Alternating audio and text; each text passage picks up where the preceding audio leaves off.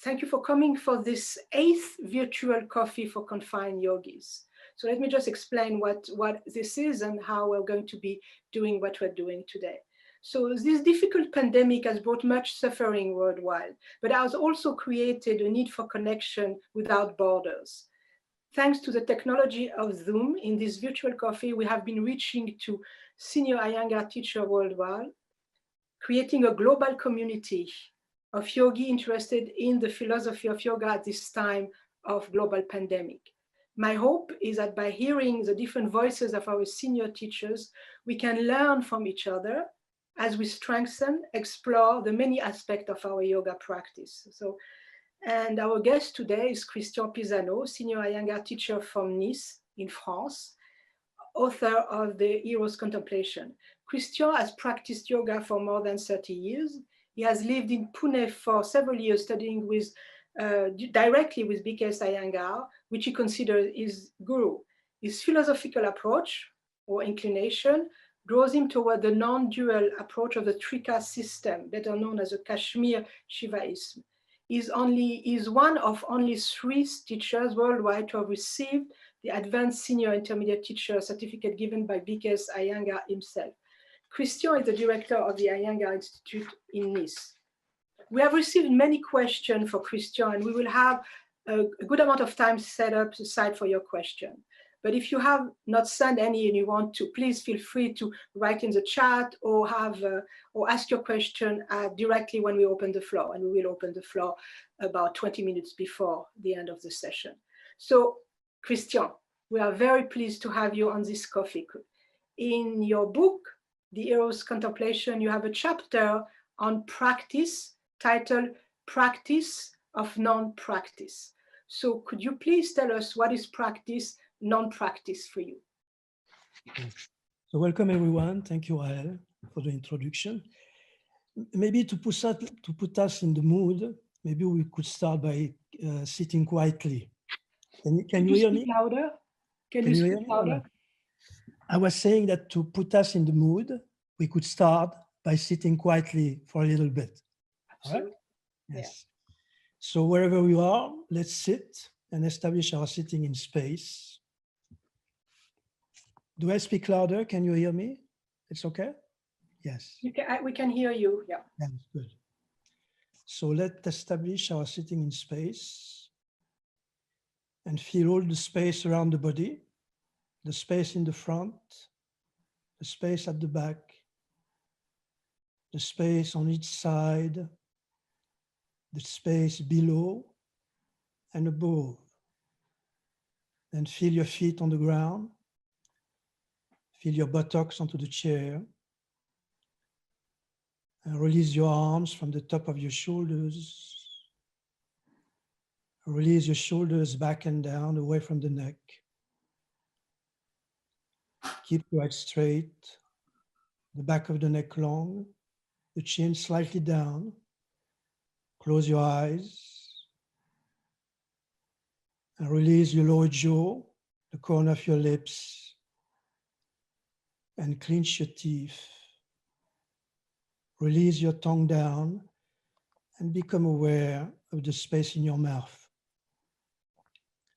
And then just witness your breath in your belly. Witness the spontaneous opening of your breath in your belly. Coming in and going out effortlessly.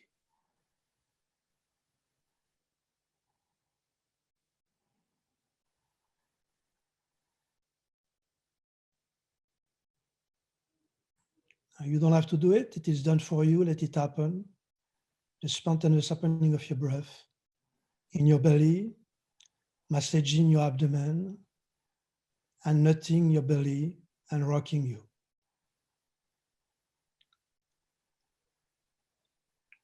Now just listen to the terminal of exhalation in space and how the exhalation is resting into space and silence. Here too, you don't have to do it. It is done for you. Just witness it, the space at the end of exhalation.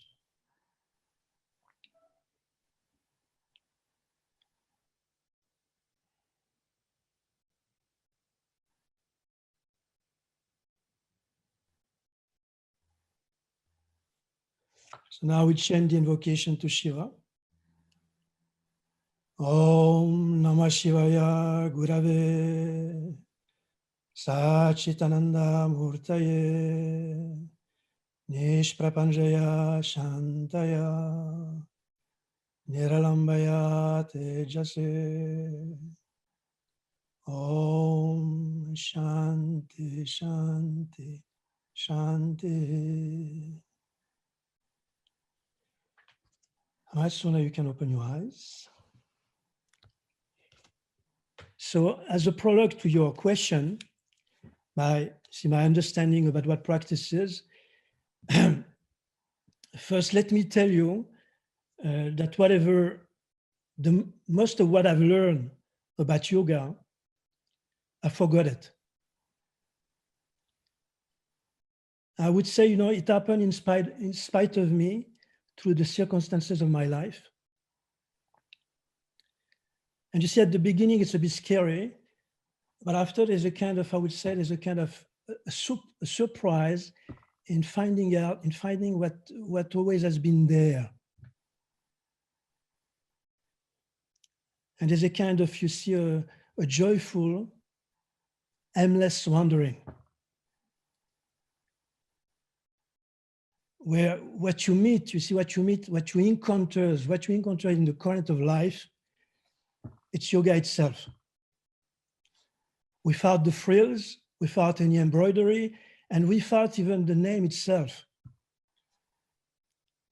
So I'm starting by that to let you know, since we are between friends, to let you know that I really don't know what I'm talking about.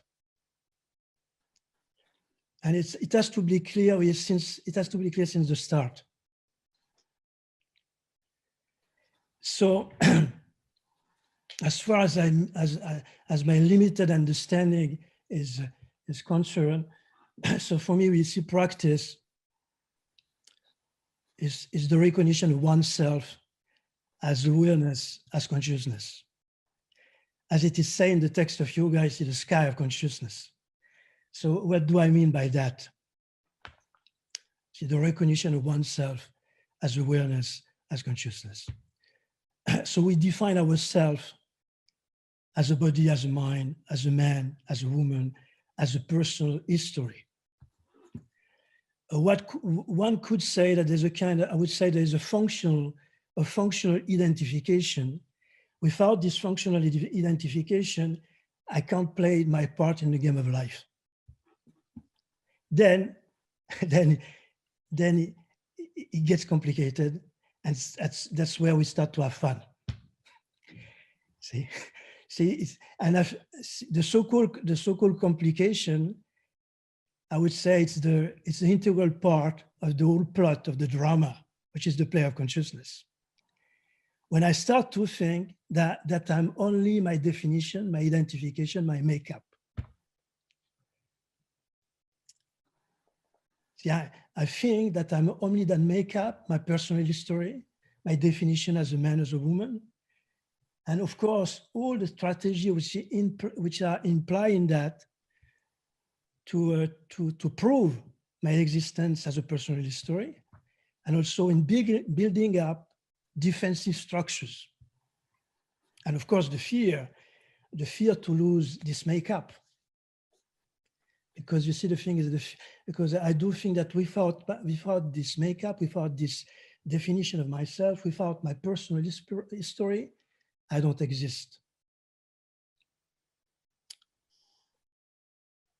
So whatever definition I have about myself, whether it's my relation to the world, like, okay, I'm rich, I'm poor, the relation with my body, I'm tall, I'm fat, the relation with my senses, I hear, I touch, I see, I smell, I taste, the relation with my mind, I am happy, I am sad, the relation with my breath, I'm inhaling, I'm exhaling, the relation also with, you see, I am void of experience in the deep sleep states.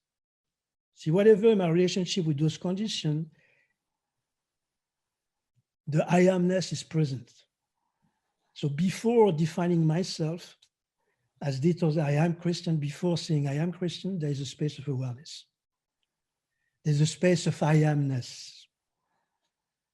So to intuit, you see, to intuit the space of awareness before the definition I have about myself, because who I am before I define myself, for me is the art of practice, is the core of practice. To intuit that space of awareness prior to my definition as a personal history. And so, I mean, one could say fundamentally that reality, the what is reality is the ultimate practice. There is no other practice than the practice of what is. And the reality as I encounter it is the ultimate ground of the recognition of myself as awareness. My existential theater is the opportunity to recognize myself as awareness, as consciousness. So for most of us, it's difficult to intuit because this blinding of useness of awareness. It's difficult to recognize that wherever I am, whatever I feel, whatever I think, whatever I do, it's already the jackpot of presence as awareness. Where there's nothing to add, nothing to remove. Nothing who can help, nothing who can prevent. Nothing who can take me closer, nothing who can take me away. Nothing to look for, nothing to avoid. So there's this kind of blinding of uselessness of the awareness which is always aware of itself. And if there is a spiritual practice, which I don't like the term, is as a matter of fact to eradicate the delusion that we are not aware. So we can use rituals as a reminder of the presence of awareness and consciousness. In fact, see those rituals, which is the rituals of yoga, is to remind us what cannot be forgot, which is a bit contradictory, which is the space of awareness. And so now we'll go into a bit the rituals of yoga and the ritualistic aspect of yoga. Like this, you'll maybe understand a bit better my orientation towards practice. And once again, for me, practice is the practice of reality, which is the recognition of oneself as awareness. And the whole reality is a mean for that. Anyway, so there's somewhere a deep longing, and this deep longing expresses itself in some rituals, which are the rituals of yoga. And the rituals of yoga are a kind of, you see, of upsurge of our heart. The deep longing for ourselves, which are expressed in the rituals. And the rituals of yoga are innumerable. As a matter of fact, they are countless. You know, the rituals of yoga, you can say they are as innumerable as living beings.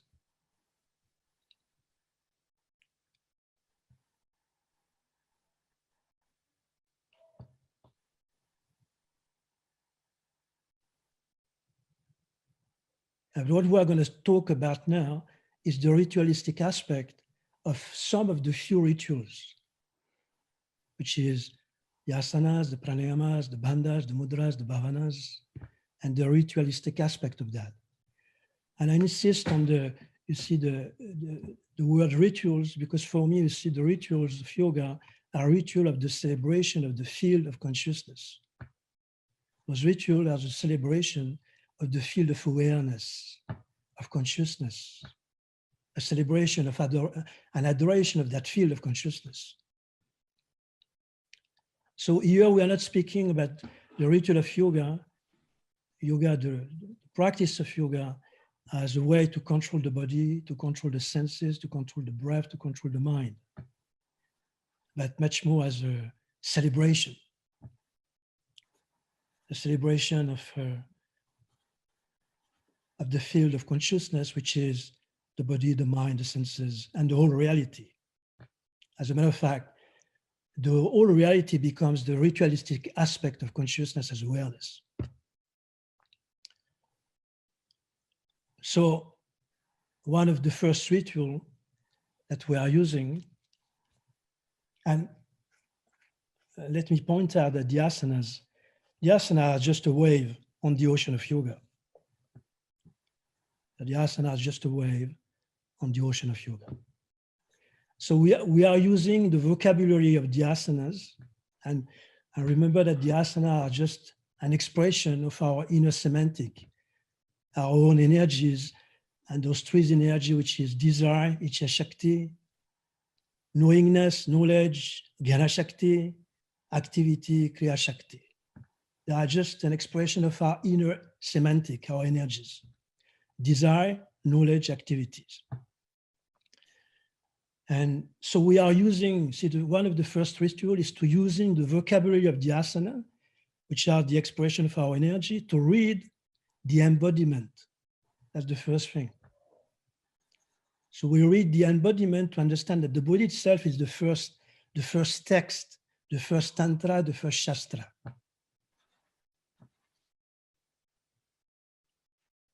And there was this intuition behind, the yogic intuition, that by reading the embodiment, the texture of the body, you read the universe. Because this is the same texture, awareness, consciousness. As a matter of fact, when you see the universe, you see the body of consciousness. And when you read your own embodiment, you find the universe in yourself. There's this beautiful sutra in the Shiva Sutra saying, Drishyam Shariram. Drishyam Shariram. What is perceived is your own body. So first you have this reading of the embodiment, and why we read the embodiment through the vocabulary of the different form of the asana. The mythology said they were emanating from the dance of Shiva. The many forms as the sonic expression of awareness. So you start to read the embodiment to understand that the form in Sanskrit is rupa, the form of the body is not a compact form, but it's sensations. So it's in Sanskrit is sparsha. So you understand that this form is sensation. As a matter of fact, you don't have to make any effort to feel. Right now you are feeling. And it's quite a very important shift, because you have to shift from a thought or thought body, which is the image of oneself, which is always memory, which is always the past, the future, to a felt body, which is the body of sensations. See, the thought body, which is the image of oneself, is always in the past or the future. It's just a construction, a very defensive construction, as a matter of fact.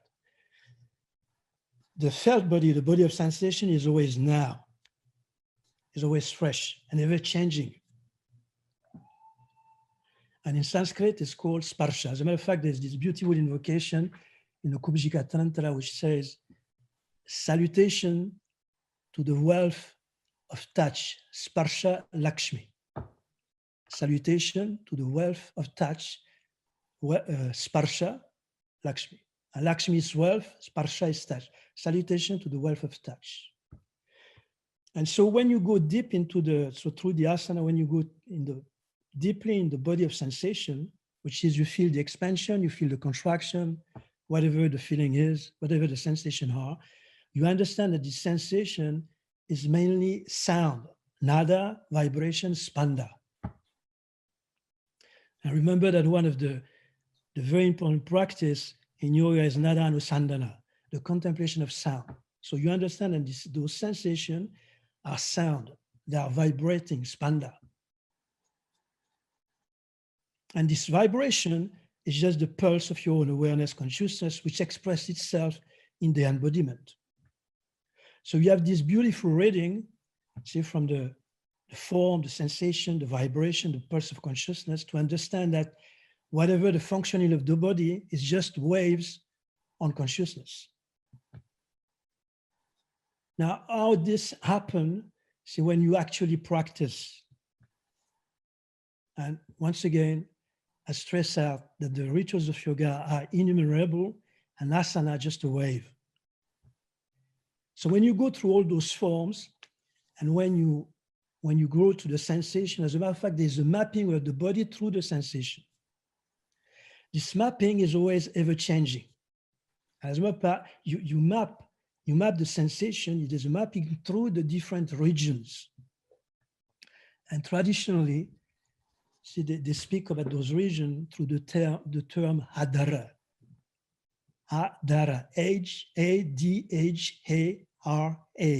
hadara.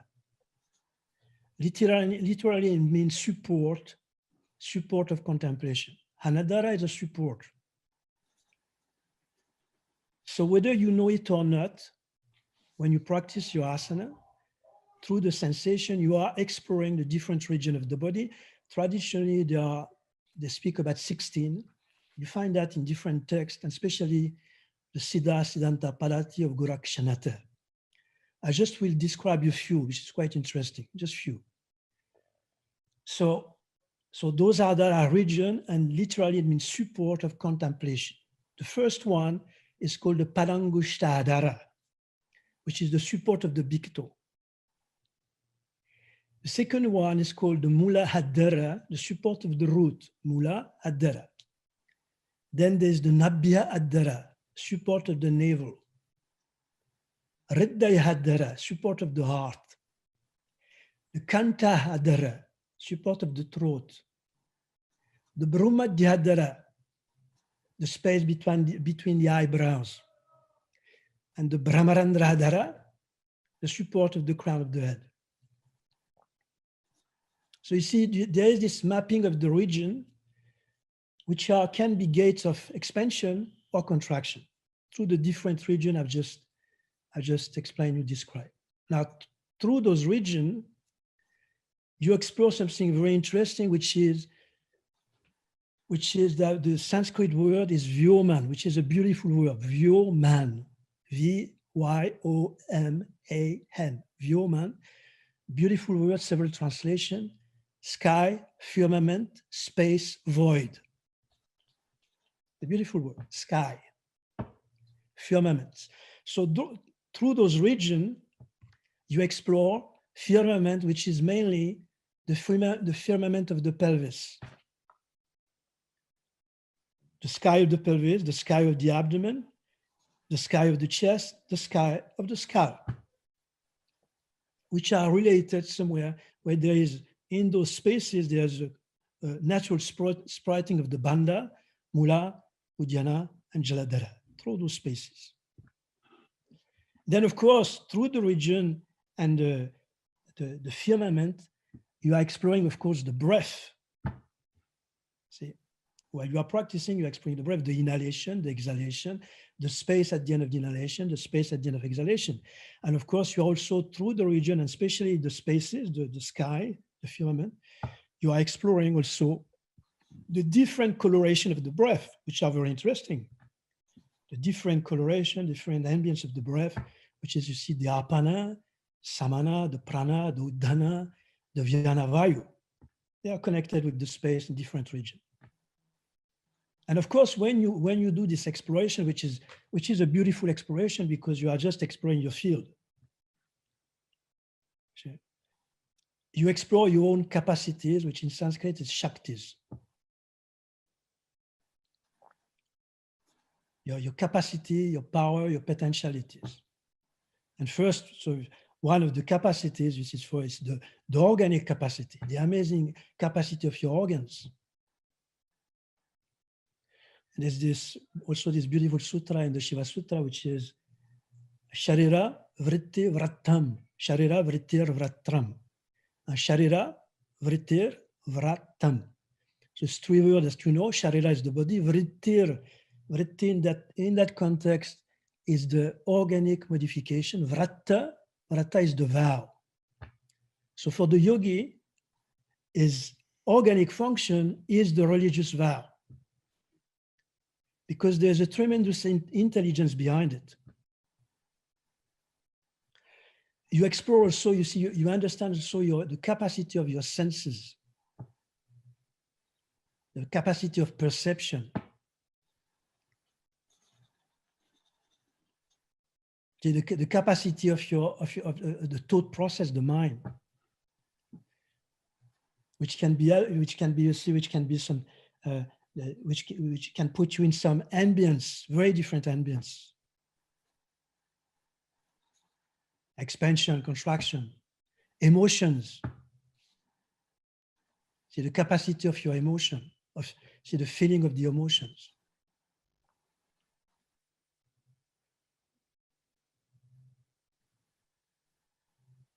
The capacity of the breath too, the power of your breath. So all these are the Shaktis, which is, see the ray of consciousness as your embodiment. And you explore that in the body itself, your own capacities, your own potentialities.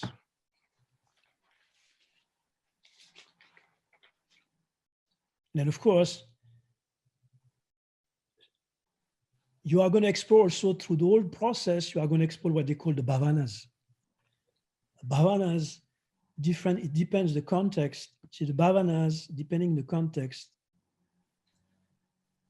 it's, especially in the context I'm using it, it's creative imagination. And at the end of the session, I will read the bhavana. So it's creative imagination that you use in your practice to, I would say, to explain your capacity of exploration. It will come to you. And of course, you find the bhavana in the text. I will show one or two at the end. But those bhavana are going to come to you almost spontaneously, which means that your capacity of imagination and the creative imagination, which somewhere breaks you out of the, I would say, the frontier of your body and the mind. It's like, see, at the beginning of the session, I use a bhavana. See, feeling the whole space around, the space in the front, the space at the back, the space on each side, the space above and below. See, that's the kind of bhavanas, which somewhere, you know, it's a kind of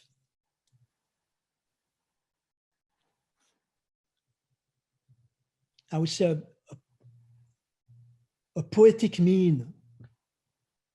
See, bhavana is always very poetic because it's a kind of meta language who help you to expand the boundaries that you are not confined in this body mind. And then the last thing that you are going to explore, which is very, as far as I'm concerned, is the most important. The last thing is what we call the resonance, dhwani. See, the resonance. In Sanskrit is dhwani, D-H-V-A-N-I, dhwani. And we all feel that spontaneously. Like, first, when you listen to poetry, you have the resonance of your heart as beauty, you know, as aesthetical beauty. That's the resonance. And then the other resonance, well, mainly speaking here, is at the end of the process of your asana. When you come out of the process, you have a spontaneous resonance as spaciousness. It comes to you. So the spontaneous resonance as spaciousness. That's the resonance at the end of the process of the activities, the dynamism. So I would say that the ritualistic aspect of those ritual of celebration through the asanas. Now there's three, to go a bit deeper in those, how to understand the vocabulary of the asanas.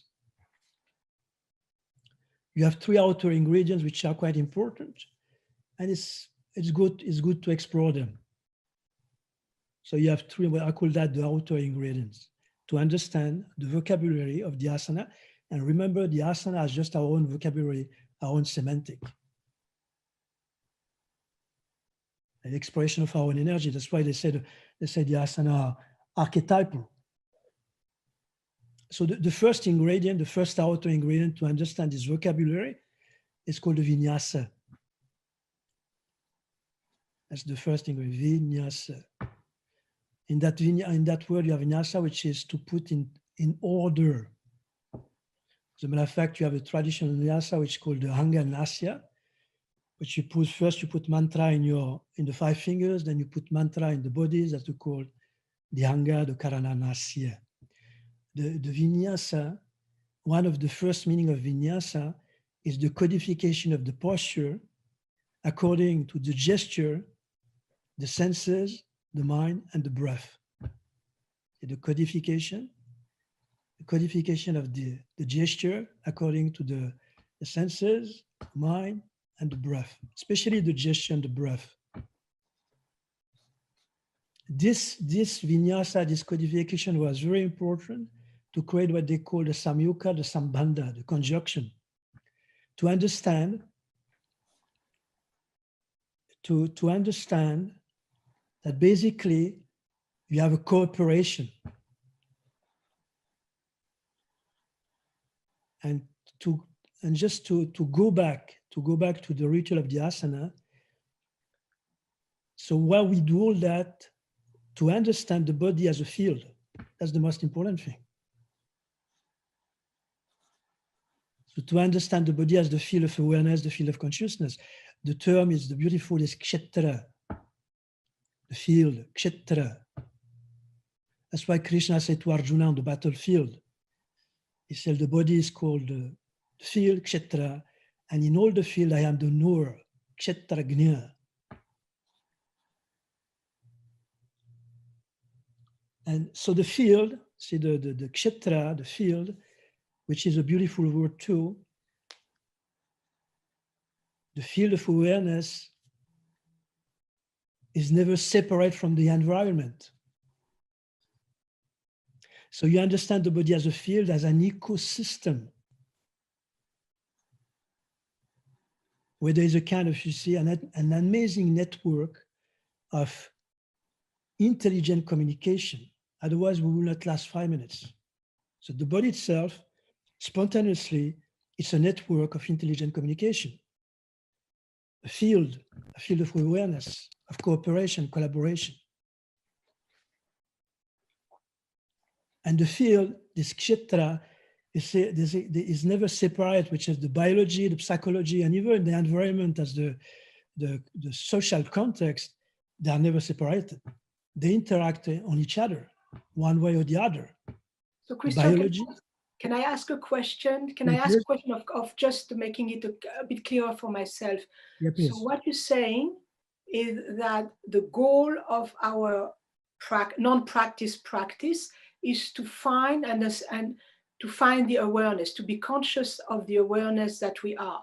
And all those rituals that we are working with are ways for us to become more aware of that consciousness, of the breath, of the places in the body. Is this the right way of putting it, or do I don't understand you?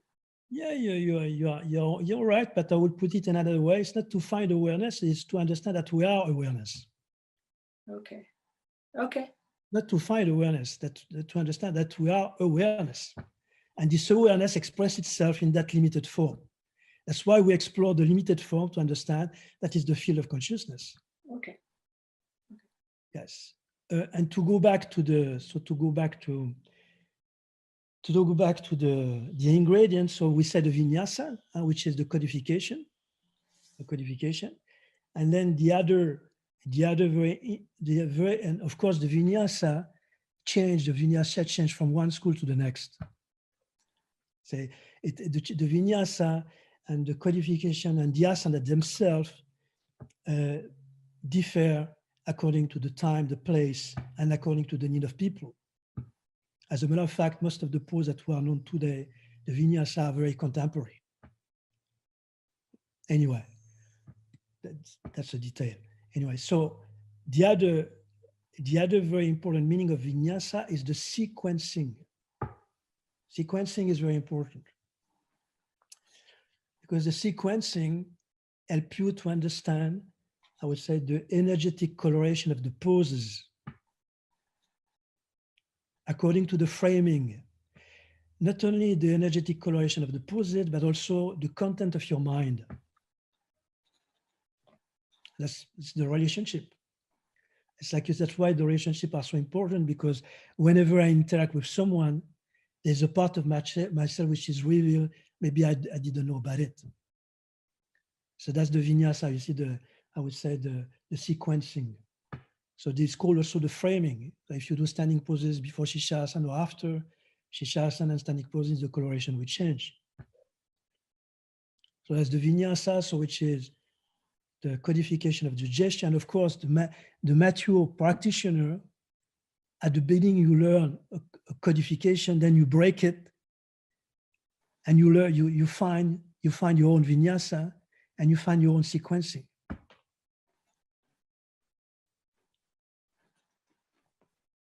And if you have the vinyasa, you have, of course, the vinyasa krama. So kram means step, which means the gradual approach, step by step. So if you have the vinyasa, because it goes together, you have the vinyasa krama, which is the gradual approach. And of course, the gradual approach is also there to once again to understand the collaboration, the ecosystem. Okay? Because without this gradual approach, the region are not gonna cooperate. Of course, whatever you do with the props is the vinyasa krama.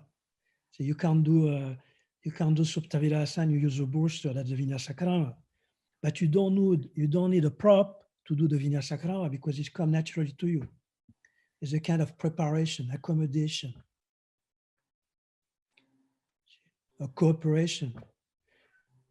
Like this, you see, the body, the mind, the senses can cooperate, the breath can cooperate.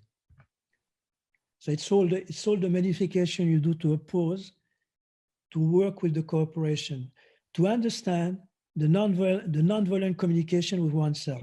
That's the vinyasa krama, non-violent communication with oneself. And if you have, so you want to say something? Yeah, I just wanted to say that we are going to, if you want to wrap up a little bit what you want to tell us, and then we'll open it for questions because we have about 20 minutes. So just tell us if you want to wrap it up for what exactly you want us to remember for what you say, or if there is a point that you want to make, and then maybe we'll open it for questions. There were many questions, and I'm sure people have a lot of questions as you are giving us a lot of info. So we wrap it up. Yeah. The last one is called the Vini Yoga. So you have vinyasa, vinyasa krama, Vini Yoga. Vini Yoga is very important because it's the application of the techniques. If you don't know to apply the techniques can be very dangerous. So you apply the technique according to your constitution, your prakriti, whether you are a man, a woman, your age, see the seasons, where you live, what you do in life. And this is to avoid the standardization of the teaching, where somewhere you want to fit everybody in the same box. So that's it. All this, once again, it's just the most important thing is to remember those are just a reminder of the space of our own awareness. That's it. That's the most important thing. You can't forget all the rest and stay with that.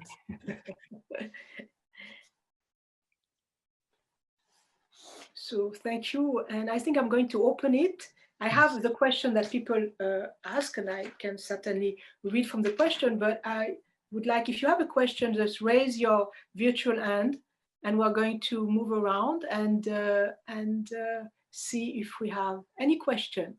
There is James Lather raised their hand. Okay, so why don't you unmute yourself and ask your question? Yes, thank you, Christian. My question is, can you talk a little bit about how the through the applications of these techniques into the ecosystem creates a sattvic energy in us, and how that gives us the strength to navigate the internal and the external? Yeah.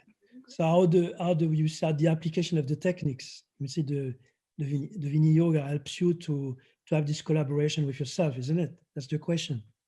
Well, yes, but also the creation of the sattvic energy, how that gives us the strength to proceed. Because that's sort of the point, I think. Yes. Yeah, the thing is that one has to explore the tree's energy, not just one. One should be able to explore, in fact, life will put you in those situations where you have to explore the tamasic, the rajasic, and the sattvic. Because whether it's the tamasic, the rajasic, or the sattvic, they are expression of consciousness. So you can't just put the emphasis on the sattvic energy, because though it can be very nice, but you can really get stuck into the expansion of consciousness, forgetting about the tamasic and the rajasic. See, expansion and contraction, where it's sattvic, rajasic, tamasic, are just expression of consciousness. And even if you are in a deep tamasic energy are very helpful to understand that. But of course, I do understand your point in such a way that somewhere the sattvic atmosphere is trigger that expansion of consciousness and trigger that, I would say, that space of listening. And when that space of listening, which is, see, the space of listening is trigger, is established, see, by this Vini Yoga, which is the space of listening, is mainly to reduce the anxiety, no competition, no hierarchy, no comparison with you and the others. Then you can explore whatever you have to explore in your process, whether the process is tamasic, rajasic. But at the beginning, you have this, I will call it, okay, a sattvic space. See, yeah, I will call that, but you have to be careful with that, because see, I've quoted the Bhagavad Gita. See, what's quite amazing in that text is Krishna teach the essential of yoga on the battlefield. You can't find, I would say, a more dramatic situation than the battlefield.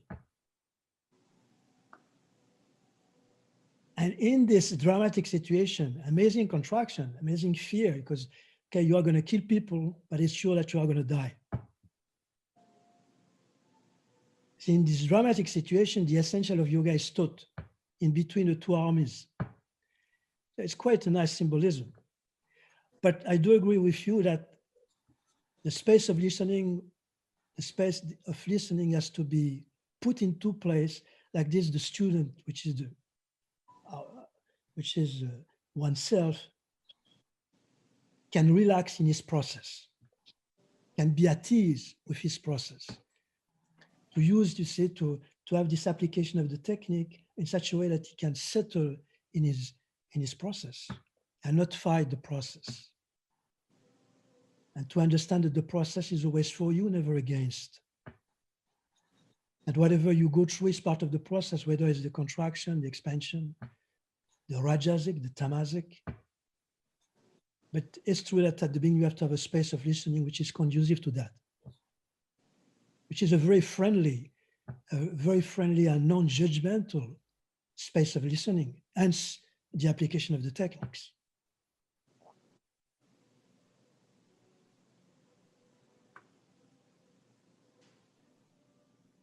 And then whether it's you, if you have your, I would say your friend as a teacher, he can help you, he can facilitate, I don't like the word help, but he can facilitate the process. I don't know if I've answered your question. Yes, you've helped very much. You've given the context for the exploration, and also that we have to find all of the gunas and navigate through all of them in our explorations. But it's the essential sattvic which gives us the space of relaxation in order to explore all of that. Yeah, to explore all the rest, absolutely. All the rest, yes. Sometimes life are going to put in situation we don't choose it. You see, which is very interesting too. So it's good that sometimes to be in a space where you can remind yourself the space of listening, which is mainly the expansion of consciousness as the, I would say, as sattva, sattvic. Well, without being attached to it anyway. Because strangely enough,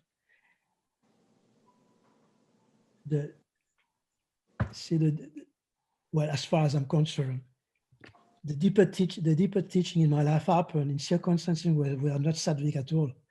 On the contrary. But anyway. Thank you very much, James, for that question. That was very, very, very important to ask. Is there any other question that people want to ask? Janice, do you want to ask a question? Janice Papazian? Okay, so please unmute yourself. Unmute yourself, Janice, and ask your question. Hello, hi, thank you. So when you speak of space of listening, I imagine you're talking more than your ears. Yes. Space of listening is some embodiment, and I'm not sure if you can even name them, but is it true that the space of listening you're speaking about is more than the use of your ears? Yeah, absolutely right. Yes, absolutely, yes. It's the space of consciousness. The space of consciousness is the listening.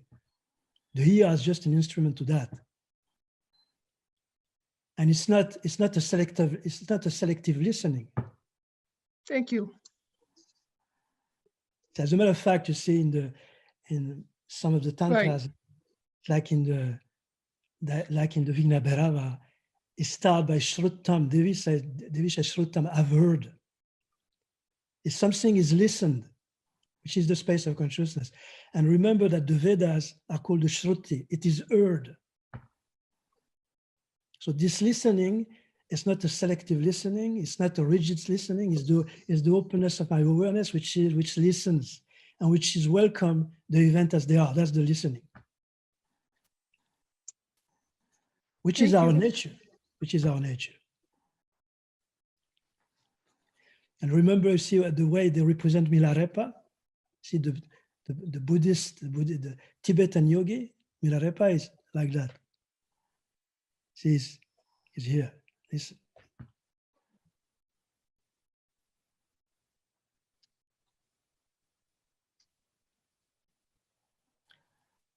Any other question? Raise your virtual hand, because we have many people on this talk, and I can't see everybody. So if there is a raised hand.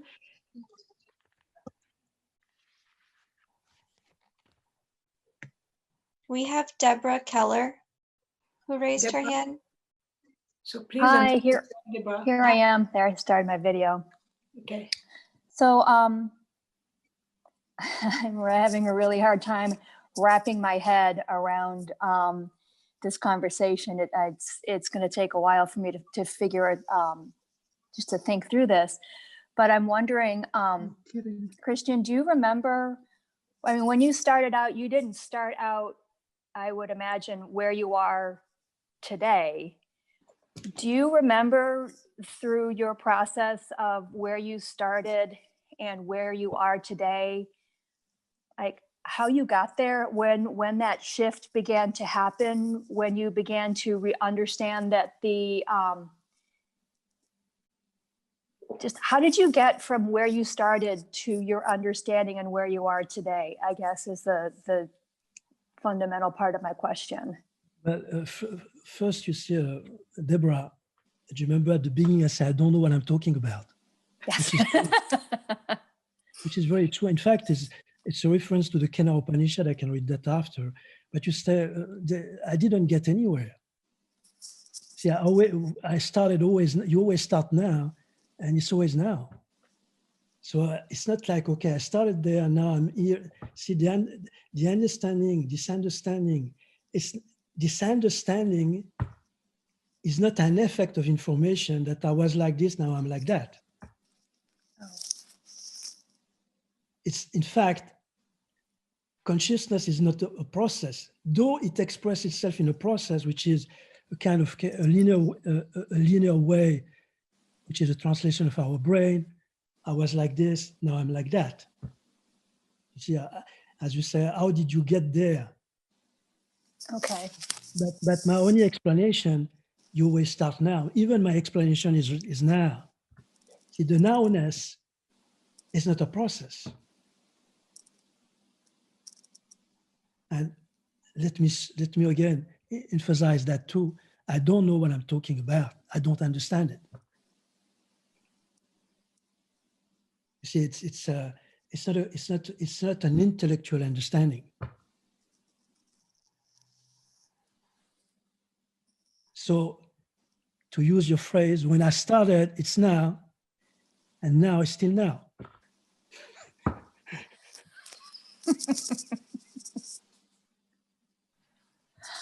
And yet there is. It always start now. And as a matter of fact, sorry to cut you. There's a beautiful. If you go to YouTube and you Google Alan Watts, and you have this beautiful video, which is very short. It's called "It Starts Now." Okay. It starts now. Alan Watts, beautiful. Yeah. Thank you. So certainly it starts now, and certainly we are all want to be in the present moment, and that's why we do basically yoga.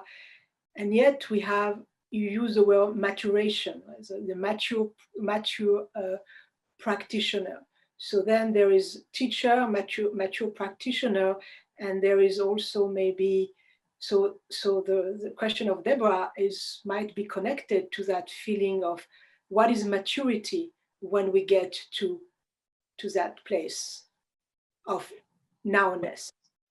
I'm just riffing on Deborah's question. I'm not. I mean, it's not a place. And maturity comes on its own. It comes or it doesn't come, but it comes on its own because of the process of your life. Mm-hmm. Because of the process of your life, there's a kind, I would say, squeezing. And the squeezing of life, the squeezing of your process is the juice that you can call maturity, which is always happened once again now. It's never okay. You can't ever say, well, I'm mature, because you are going to face some situation or you're going to find yourself completely immature. Of course. So you see, it's an ever-changing things. It's not, you can't, I would say, you can't labelize it. Mm-hmm. And so it's everyone is in his own process, and everyone is maturing, whether we know it or we don't. As a matter of fact, there's this in the Neta Tantra, the Tantra of the Eye. At the end of I think it's the third chapter, there's a beautiful statement saying, the whole universe is pervaded by the goddess of yoga and knowledge. So the whole universe is pervaded by the goddess of yoga and knowledge, which means the whole universe is in the yogic process. Whether I know it or not, I am in the so-called yogic process where I'm going to recognize myself as awareness. Whatever I do, whatever I feel, whatever I think, I can't separate myself from this universe process, which is recognize myself as awareness.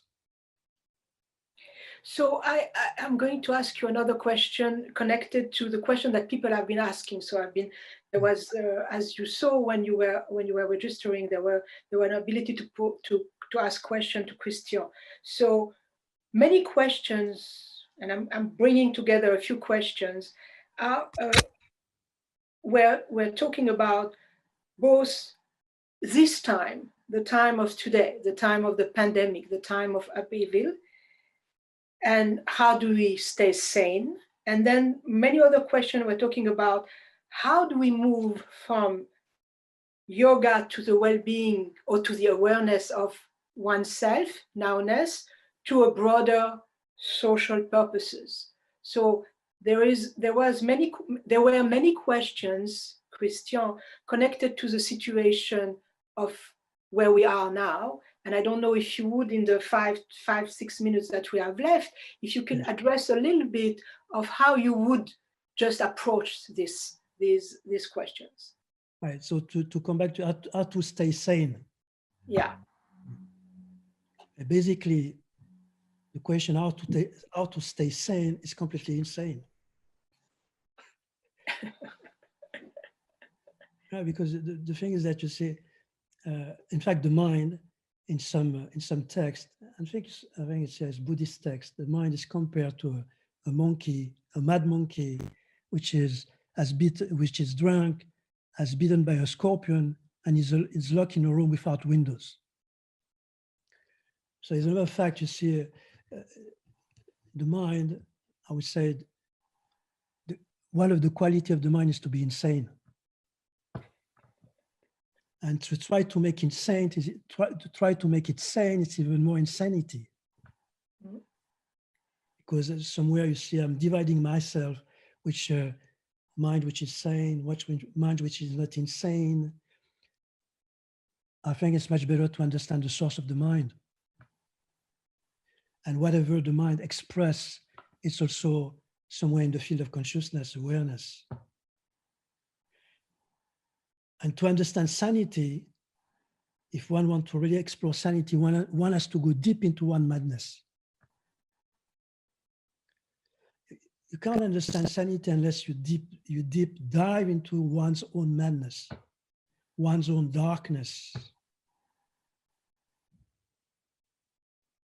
And that's the exploration of yoga, as a matter of fact.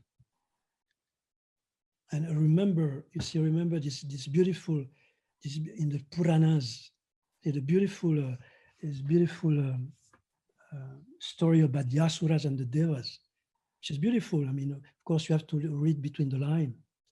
See, they were deprived from immortality, and they were going to die, so they start to freak out. And of course, I think Vishnu told them, churn the ocean, and then maybe you are going to find once again the Amrit. Now, the thing is that they have to get together to churn. See, light and darkness, they have to get together to churn the thing. See, if my light doesn't meet my darkness, there is no churning. So this is deep churning, and the first thing which comes from the churning, the first thing is the poison, hala hala. And Shiva drinks the poison because the poison is the remedy. So to understand this, to understand madness, if I'm really interested in sanity, I have to go deep into my madness, which somewhere life pushes us to do that, which is the exploration of yoga and consciousness. And then, of course, when you explore that, it transpires in society. It has to.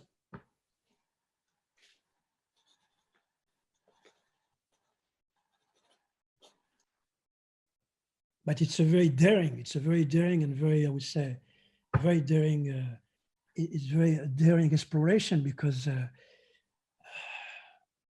it's the less traveled road. Like the poems, it made all the difference. I've taken the less traveled road and it made all the difference. Mm-hmm. So one of the big part of the exploration of that consciousness through the ritual of yoga is the exploration of madness, insanity, darkness. So it's like the beautiful representation of Hanuman ripping his chest. You see, he's opening his chest. See, that's an amazing trust in life. amazing confidence in life, which means you trust the non-trust. You trust also the fear. You trust the process in which you are. Which is kind of ironic anyway. So we are coming toward the end of our hour together, and I would give you, I know it went so fast, and thank you so much for so much food for thought that we have, and expansion of the awareness, of course.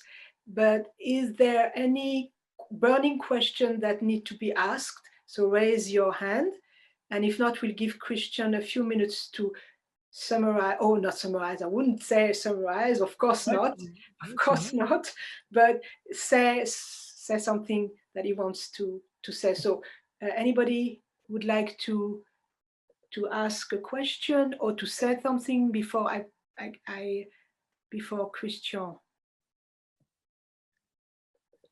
Nope. Okay, so Christian, it's all yours.